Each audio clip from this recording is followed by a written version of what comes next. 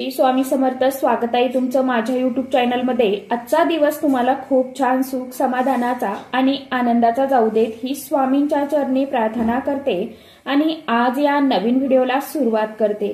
तर बघा मित्रमैत्रिणींनो, सध्या पवित्र असा मार्गशीर्ष महिना सुरू आहे आणि मार्गशीर्ष हा महिना जो आहे तर तो अगदी श्रावण महिन्यासारखाच अतिशय शुभ आणि तितकाच महत्त्वाचा पवित्र मानला जातो। मार्गशीर्ष महिन्यातील पौर्णिमा तिथीला दत्त जयंती जी आहे तर ती देखील साजरी केली जाते। अवघ्या महाराष्ट्रामध्ये दत्त जयंतीचा उत्साह पाहायला मिळतो। यंदा 2025 मध्ये दत्त जयंतीला विशेष योग अनेक वर्षांनी जुळून आलेला आहे। हिंदू धर्मामध्ये आठवड्यातील प्रत्येक वार कोणत्या ना कोणत्या देवाच्या आराधनेसाठी समर्पित करण्यात आलेला आहे।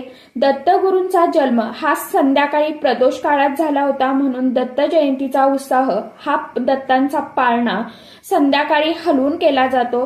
त्याचबरोबर पंचांगानुसार मार्गशीर्ष पौर्णिमा यंदा 4 डिसेंबर 2025 रोजी सकाळी 8:38 पासून ते 5 डिसेंबर 2025 रोजी सकाळी 4:44 पर्यंत असणार आहे। उदय तिथीनुसार गुरुवारी 4 डिसेंबर रोजी दत्त जयंती साजरी केली जाणार आहे। दत्त जयंतीच्या मुहूर्तावरती अनेक दत्त भक्त हे श्री गुरुचरित्र ग्रंथाचे पारायण करतात। हे पारायण दत्त जयंतीच्या 7 दिवस आधीपासून करायला सुरुवात होते। पारायणाची समाप्ती ही पौर्णिमेला म्हणजेच दत्त जयंतीच्या दिवशी करतात। त्याचनुसार 7 दिवसाचं पारायण पूर्ण नियमांचे पालन करून केले जाते। ज्यांना गुरुचरित्र ग्रंथाचं पारायण शक्य नाही ते स्वामी चरित्र सारामृत हे पारायण देखील करतात किंवा दत्त महाराजांची दत्तभावनी गुरुचरित्र ग्रंथातील अध्याय 16 आणि 18 वाचून देखील महाराजांच्या चरणी सेवा जी आहे तर ती रुजू करतात। त्याचबरोबर घरामध्ये या काळामध्ये काही सेवा आणि उपाय देखील करावेत, कारण असं म्हटलं जातं की साक्षात भगवान श्री दत्तगुरु जे आहेत तर ते दत्त जयंतीच्या आसपास सूक्ष्म स्वरूपामध्ये पृथ्वीवरती भ्रमण करत असतात। त्याचप्रमाणे त्यांचा कृपा आशीर्वाद मिळवण्यासाठी सेवेसोबतच घरामध्ये जर आपण काही उपाय केले, सेवा केली तर आपले कष्ट अडचणी दूर करण्यासाठी नक्कीच आपल्याला त्याचे लाभ जे आहेत तर ते कित्येक पटीने मिळतात। साक्षात दत्तगुरु प्रसन्न होऊन आपल्या आयुष्यातील अडीअडचणी दूर करतात। असाच एक अतिशय अत्यंत प्रभावशाली उपाय मी आजच्या व्हिडिओमध्ये तुमच्या बरोबर शेअर करणार आहे। या उपायामध्ये तुम्हाला कोणतीही सेवा करणं शक्य नाही झालं तरी देखील दत्त जयंतीपर्यंत कधीही औदुंबराच्या झाडाला म्हणजेच उंबराच्या झाडाला एक वस्तू जी आहे तर ती आवर्जून अर्पण करायची आहे। असं केल्याने दत्तगुरूंचे कृपा आशीर्वाद आपल्याला मिळतात आणि आयुष्यातील अडीअडचणी दूर होतील। त्याचप्रमाणे आपल्या पतीची, मुलांची, घराची अगदी भरभरून अशी प्रगती होईल। तर आता हा उपाय कशा पद्धतीने करायचा आहे, कोणत्या वेळेमध्ये करायचा आहे आणि खास म्हणजे कोणती वस्तू आपल्याला औदुंबराच्या झाडाला अर्पण करायची आहे याविषयीची संपूर्ण माहिती आजच्या या नवीन व्हिडिओमध्ये मी तुमच्या बरोबर शेअर करणार आहे। त्यामुळे तुम्ही हा व्हिडिओ स्किप न करता शेवटपर्यंत नक्की बघा। चॅनलवरती तुम्ही जर हा व्हिडिओ पहिल्यांदा बघत असाल तर चॅनलला आवर्जून सबस्क्राईब करा आणि असेच नवनवीन माहितीपूर्ण व्हिडिओ बघण्यासाठी समोरील बेल आयकॉनलाही प्रेस करा। त्यामुळे काय होईल, जेव्हा कधी मी नवीन व्हिडिओ अपलोड करेल तर सर्वात अगोदर त्याचं नोटिफिकेशन तुम्हाला मिळेल आणि तुम्ही एकही व्हिडिओ मिस करणार नाही। तर बघा मित्रमैत्रिणींनो, दत्त जयंती अवघ्या काही दिवसांवरती आलेली आहे। म्हणजेच काय तर आजपासून दत्त पारायणाला सुरुवात जी आहे तर ती झालेली आहे। ज्या दिवशी जमेल त्या दिवशी तुम्हाला हा जो उपाय आहे तर तो अगदी मनापासून आणि पूर्ण श्रद्धेने करायचा आहे। अगदी आज, उद्या, परवा तुम्ही कधीही करू शकता, तुमच्या वेळेनुसार करा। फक्त दुपारची वेळ जी आहे म्हणजेच कोणती तर 12 ते 12:30 ही वेळ सोडून तर तुम्हाला इतर वेळेमध्ये हा उपाय करता येणार आहे, कारण की ती वेळ जी आहे तर ती साक्षात दत्त महाराजांची भिक्षा मागण्याची वेळ आहे आणि औदुंबर अर्थात उंबराच्या झाडामध्ये भगवान श्री गुरूंचा वास असतो असं देखील म्हणतात। म्हणून ती वेळ सोडून तुम्ही तुमच्या वेळेनुसार हा जो उपाय आहे तर तो करू शकता। तुमची घरामध्ये सेवा सुरू असेल तरी देखील तुम्ही हा उपाय करू शकता, काही अडचण नाही। दत्त मंदिरात किंवा जवळच असलेल्या स्वामींच्या केंद्रामध्ये मठामध्ये जाऊन हा उपाय केला तरी सुद्धा चालेल। जिथे कुठे तुमच्या घराच्या आसपास औदुंबराचं झाड असेल तिथे जाऊन तुम्ही हा उपाय केला तरी देखील चालणार आहे। बघा, ज्योतिषशास्त्रामध्ये ग्रहांचा संबंध झाड आणि वनस्पतीशी आहे। ज्याप्रमाणे शनीचा संबंध शमीच्या झाडाशी, गुरूंचा संबंध हा केळीच्या झाडाशी आहे, त्याचप्रमाणे शुक्राचा संबंध हा उमराशी आहे। सनातन हिंदू धर्मामध्ये धातू रत्नाप्रमाणे झाडे, वनस्पती यांनाही चमत्कारिक मानले गेले आहे। त्यामुळेच पिंपळ, तुळशी, वड, शमी, औदुंबर अशा अनेक झाडांना आपण वनस्पतींना पूजेचे स्थान दिले जाते। ज्याप्रमाणे ग्रहांना प्रसन्न करण्यासाठी किंवा शुभ फळ मिळण्यासाठी रत्न किंवा धातू धारण करतात, त्याचप्रमाणे झाडं काही लावूनही शुभ परिणाम त्याचे आपल्याला मिळू शकतात। शुक्र ग्रह बलवान करण्यासाठी उमराच्या झाडाशी संबंधित काही उपाय आपल्यासाठी फायदेशीर ठरू शकतात। यामुळे कुंडलीतील शुक्र ग्रह हा बलवान होतो, कारण शुक्र हा धन आणि सुख म्हणजेच लक्झरी लाईफचा जो आहे आपण असं म्हटलं तरी देखील चालणार आहे। सुख संपत्तीचा कारक ग्रह मानला जातो। यामुळे उमराच्या झाडाशी संबंधित आपल्याला दत्त जयंतीपर्यंत हे उपाय करायचे आहे, सेवा करायची आहे। आता औदुंबर अर्थात उमराच्या झाडाचा संबंध हा शुक्र ग्रहाशी असल्याने आपल्या आयुष्यामध्ये जर पैशाविषयी काही समस्या असतील, तुम्ही म्हणजेच काय, तुम्ही खूप कष्ट करताय, मेहनत करताय, तरी देखील तुमच्या कष्टाला, मेहनतीला म्हणावी तशी तुमच्या नशिबाची साथ मिळत नसेल किंवा तुमची प्रगती होत नसेल, तुम्ही खूप काबाड कष्ट करताय, मेहनत करताय, तरी तुमच्या कष्टाला मेहनतीला नशिबाची साथ मिळत नसेल, तर हा उपाय तुम्ही आवर्जून करून बघा। कारण बऱ्याचदा असं होतं की आपण खूप कष्ट करूनही कमवूनही आणलेला पैसा आहे तर तो आपल्या घरामध्ये फार काळ टिकत नाही। या ना त्या कारणाने तो निघून जातो, म्हणजेच काय तर खर्च होतो। मग तुमच्या हातून होणारे अनावश्यक खर्च असतील किंवा घरामध्ये गरजेपोटी ते खर्च करावे लागतात। कारण घरामध्ये जर एखादी आजारी व्यक्ती असेल तर तिच्या उपचारासाठी तुमच्या घरातला पैसा तुम्हाला वापरावा लागतो। मग तो पैसा खर्च झाल्यानंतर मग तुमच्याकडे पुरेसा पैसा जो आहे तर तो शिल्लक राहत नाही, म्हणजेच तुमच्या घरामध्ये माता लक्ष्मी जी आहे तर ती स्थिर नाही आणि घरामध्ये आपल्या मूलभूत गरजा भागून पुरेसा पैसा जर शिल्लक असेल, तोच पैसा पैशाला खेचत असतो आणि म्हणूनच आपल्या आयुष्यामध्ये कधीही पैशाच्या अडचणी राहत नाही। पण आता तुम्ही कष्ट करताय, मेहनत करताय, पण काही ना काहीतरी अडचणी, संकट तुमच्या घरामध्ये वारंवार येत आहे, आजारपणाच्या स्वरूपात म्हणा किंवा कर्जाच्या स्वरूपात, आणि ते फेडताच तुम्हाला त्या घरामध्ये आलेला पैसा जो आहे तर तो टिकवता येत नसेल किंवा तुमच्या मुलांच्या करिअर विषयी काही समस्या असतील, मुलांना म्हणावं तसं करिअर करायचं पण त्यामध्ये यश मिळत नसेल, त्याचबरोबर तुमच्या मुलांमुलींच्या विवाहाविषयक काही समस्या असतील, म्हणजेच त्यांचं खूप वय झालं तरी देखील त्यांचे लग्नाचे योग जे आहेत तर ते जुळून येत नसतील, काही ना काहीतरी अडचणी, अडथळे येतात, त्यांचा विवाह जो आहे तर तो जुळत नसेल, तरी देखील तुम्ही हा उपाय करू शकता।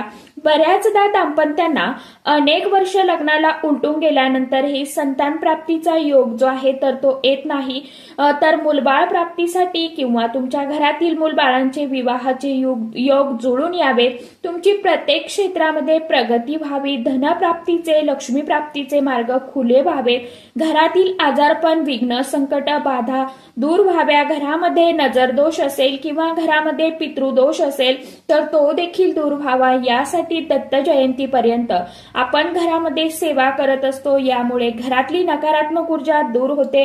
त्याचबरोबर बऱ्याचदा तुम्ही बघितलं असेल, ज्यावेळी आपण काही सेवा करतो त्यावेळेस वाईट शक्ती ज्या आहेत तर त्या आपल्याला त्रास देण्याचा प्रयत्न करतात, म्हणजे एखादी सेवा आपल्याकडून ती व्यवस्थितपणे घडू नये यासाठी विनाकारण घरामध्ये काही वेळा वादविवाद, तर हे आपल्याला टाळण्यासाठी काही नियमांचं पालन करणं आवश्यक आहे। तर तुमची देखील काही सेवा सुरू असेल घरामध्ये, अशा कोणत्या नियमांचं पालन करावं याविषयीचाही आपल्या चॅनलवरती मी व्हिडिओ शेअर केलेला आहे, तुम्ही तो बघू शकता।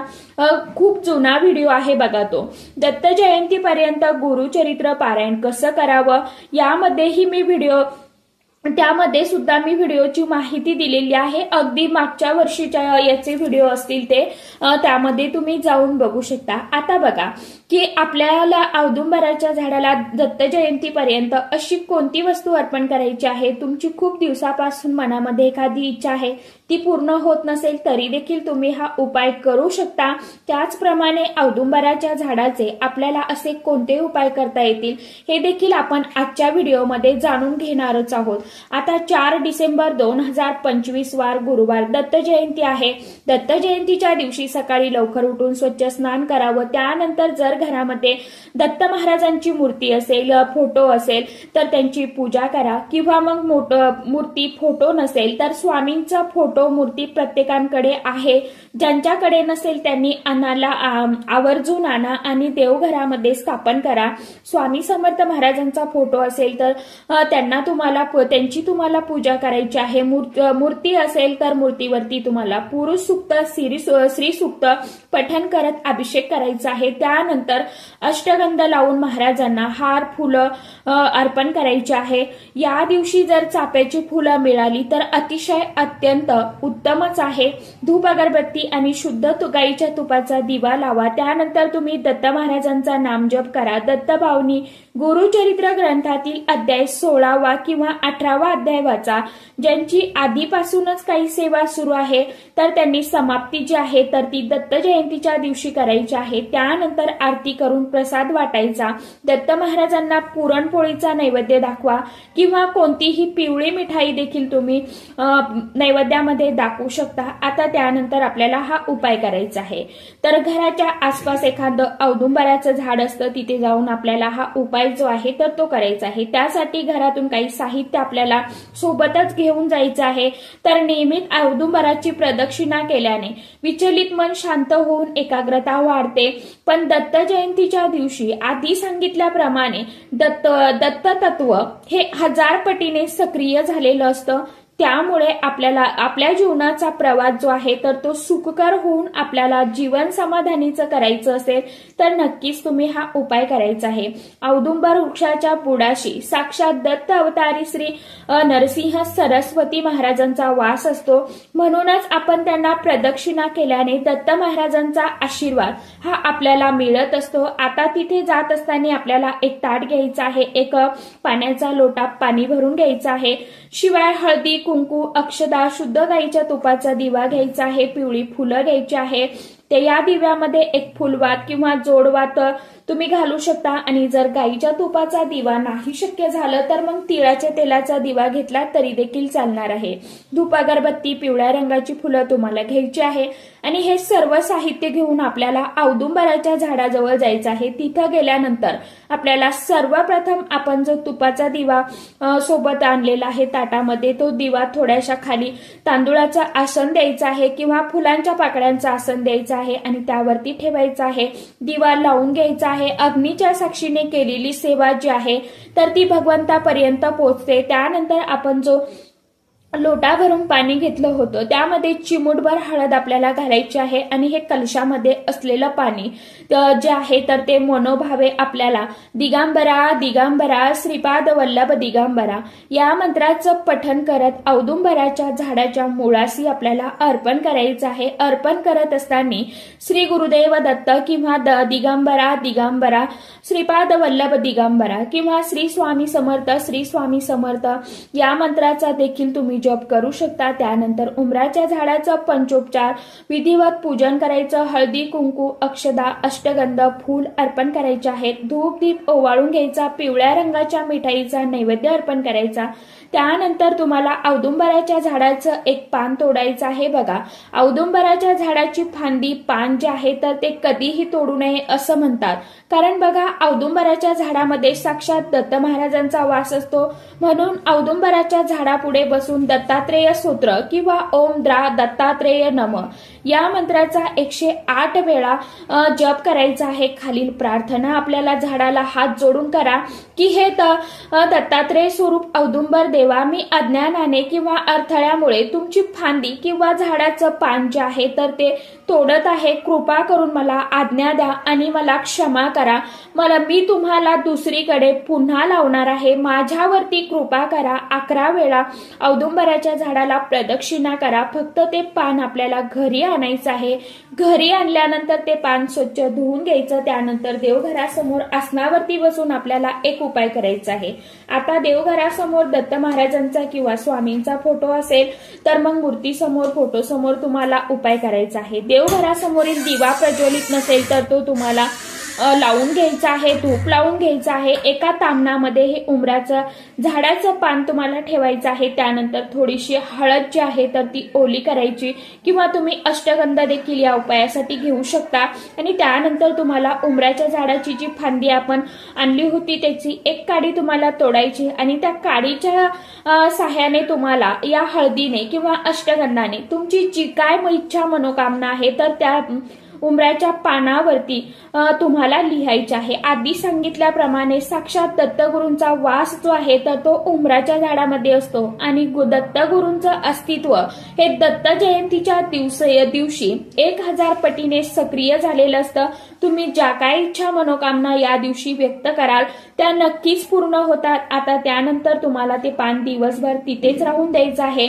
संध्याकाळी दत्तात्रेय महाराजांची आरती करायची आहे, क्षमा याचना प्रार्थना करायची आहे आणि यानंतर त्या दिवशी शक्य झालं तर त्या दिवशी किंवा दुसऱ्या दिवशी तुम्हाला ते पान जे आहे तर एखाद्या लाल रंगाच्या कपड्यामध्ये तुम्हाला बांधायचं आहे आणि ज्या झाडाचं पान तुम्ही तोडून आणलं होतं बघा त्याच झाडाजवळ तुम्हाला जायचं आहे। त्या झाडाच्या मुळाजवळची माती थोडीशी तुम्हाला उकरून घ्यायची आहे, म्हणजे खोल खड्ड करून घ्यायचं आणि तिथेच तुम्हाला हे जे पान आहे तर ते तुमच्या मनोकामना व्यक्त करत दाबून द्यायचं आहे। नक्कीच दत्त महाराजांच्या कृपेने त्यांच्या आशीर्वादाने तुमच्या मनातील ज्या काही इच्छा आकांक्षा मनोकामना आहेत तर त्या पूर्ण होतील।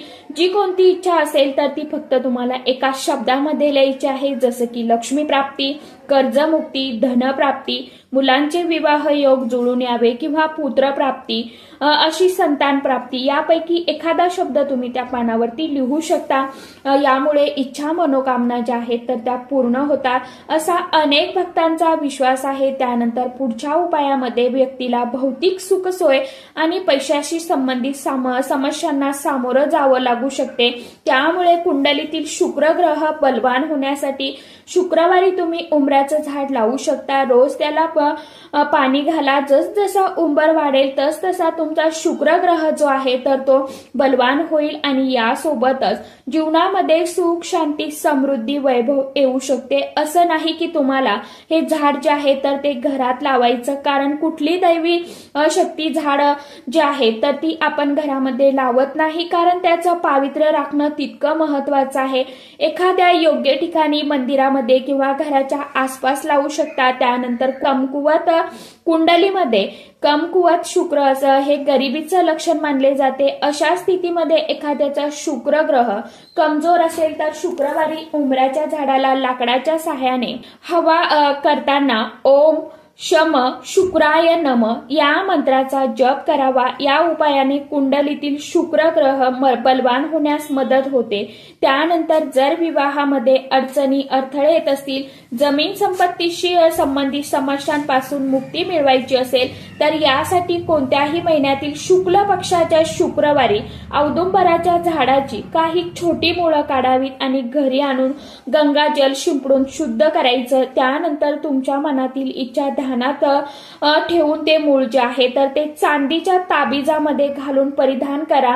त्याचबरोबर जर घरातील मुलांना दृष्ट लागत असेल, घरामध्ये असलेली लहान मुलं सतत किरकिर चिडचिडपणा हट्टीपणा करत असतील, व्यवस्थितपणे खातपीत नसतील, मुलं मोठी असतील तर ते हट्टीपणा करत असतील, घरातल्यांचं म्हणणं ऐकत नसतील तर त्यांना दृष्ट लागू नये किंवा लागलेली नजर जी आहे तर त्यांना जे असलेले नजर दोष आहेत तर ते दूर व्हावे। तुम्हाला आर्थिक समृद्धी संपत्तीची प्राप्ती व्हावी।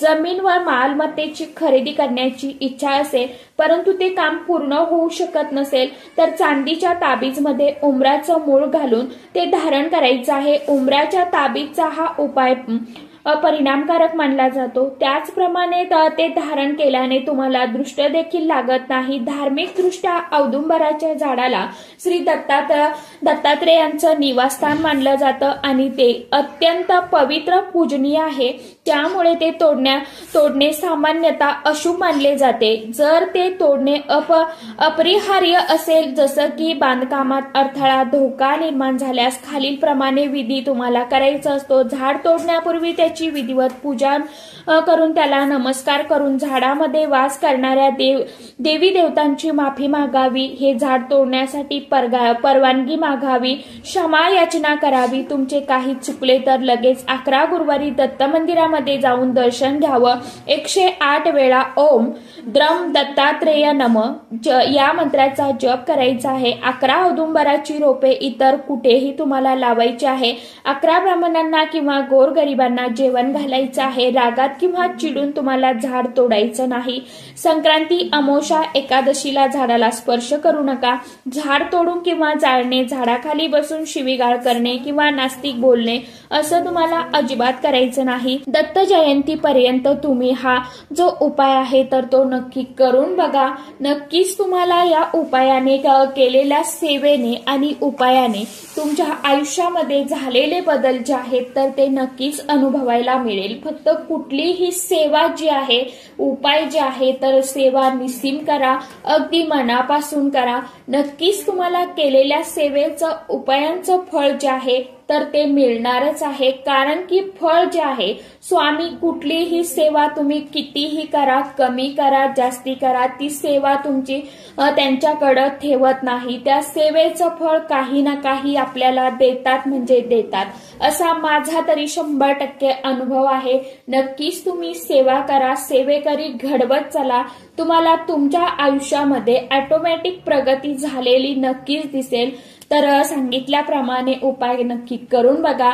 जी काय मी छोटीशी तुम्हाला सेवा सांगितली आहे, झालेली सेवा स्वामी महाराजांच्या चरणी रुजू करते। आजच्या व्हिडिओचा इथेच एंड करते। तर चला परत भेट। आजच्या व्हिडिओमध्ये इतकीच माहिती होती, कशी वाटली नक्की सांगा। व्हिडिओ आवडला तर चॅनलला आवर्जून लाईक, शेअर, सबस्क्राईब जरूर करा। परत भेटूया नवीन माहितीसोबत, नवीन व्हिडिओसोबत। तोपर्यंत सर्व माझ्या YouTube परिवाराला श्री स्वामी समर्थ।